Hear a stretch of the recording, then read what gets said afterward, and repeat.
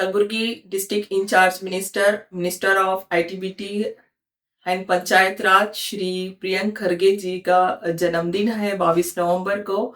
और उनके जन्मदिन के खास मौके पर हमारी हरदील अजीज मोहतरमा कनीस फातिमा मैडम नॉर्थ कलबुर्गी ने एक फ्री आई चेकअप कैंप उनकी प्रेसिडेंसी में ऑर्गेनाइज किया है। ये कैंप सुल्तान फंक्शन हॉल में सुबह 10 बजे से शाम के 5 बजे तक रहेगा।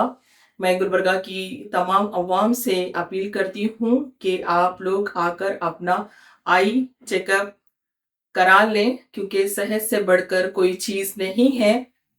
और किसी पेशेंट को कोई क्रिटिकल इश्यू होता है या ऑपरेशन की ज़रूरत पड़ती है, तब भी ये उनका ऑपरेशन फ्री किया जाएगा।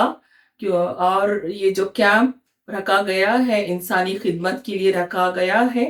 तो फिर से मैं एक बार अपील करती हूँ कि आप इस कैंप का भरपूर फायदा उठा लें। This video is presented by OSN group. आपके घर की क्वालिटी कंस्ट्रक्शन, प्रीमियम इंटीरियर्स और बेस्ट बिल्डिंग मटेरियल्स के लिए OSM रहेगा आपकी बेस्ट चॉइस। फ्री कंसल्टेशन के लिए जरूर विजिट करें OSM ऑफिस।